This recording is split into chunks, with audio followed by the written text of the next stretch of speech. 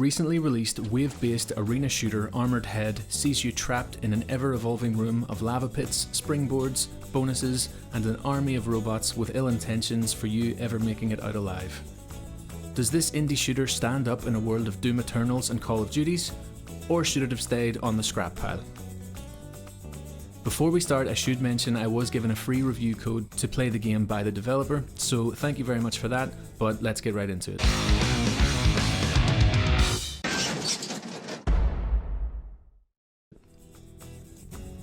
Jumping into Armoured for the first time, I wasn't sure what to expect, but was immediately pleasantly surprised by how smoothly everything ran and how crisp everything looks.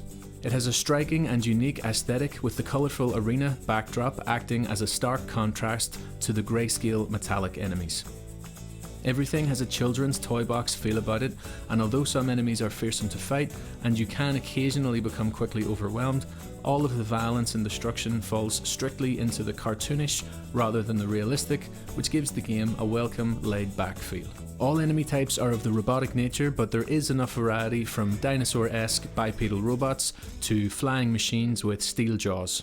Each enemy bears their own threat to your safety, and you'll quickly figure out the tactic to besting each one without too much trouble.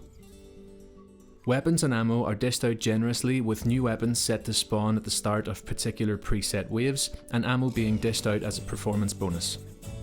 Starting wave 1 with a single pistol and working up through the submachine gun, shotgun, right up to plasma rifle and rocket launcher, each weapon is extremely effective, fun to use, and very well realised. Each weapon has its uses. The rocket launcher is essential for taking out flying craft that constantly spawn the ever-irritating smaller flying enemies. The shotgun is great for mowing down chunkier foes, or the flare gun can drop some fire support on the ever-growing machine army. All of the game's arsenal feels good to use, and each gun stays useful for longer than I would have expected. You may not want to use the pistol in the final 10 or so waves, but pretty much everything else remains a formidable weapon. My personal favourite might be the howitzer, which seems to flatten just about anything in its path and was essential for crowd control. With multiple health slots to fill and ammo constantly dropping, exploration is very well rewarded. You should find yourself frantically running through the arena before the next wave to stock up on ammo, health, or the bullet time and boost mechanics dispensed in return for coins. Having the game take place entirely in one room definitely runs the risk of it becoming a bit boring, and there may be an element of that on a second playthrough, but your surroundings are constantly evolving. As you pick up more coins, you can spend them on gun turrets to help even the odds, or boost jump pads to reach higher areas and get you out of a close call at the last second. Coins do disappear after a time, but you have a friendly robotic cow who will try his best to hoover up any coins that you may miss. The game is excellently balanced. You will never feel like you died unfairly, and you will always learn how to avoid dying the same way. With 30 waves to complete, it's impressive how well the difficulty scales right up to the final encounter.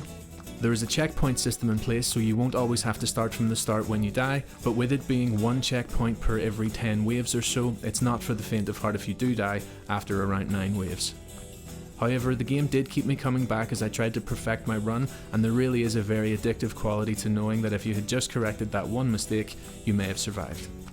After having played around 5 sessions of the game and managing to finish it, there is a little bit of repetitiveness as each wave and weapon drop has a preset pattern, and I can't help but feel that the addition of a co-op multiplayer and maybe a harder difficulty would be very welcome, but I feel more than justified in recommending the game due to its single-man development team and extremely reasonable price point on Steam.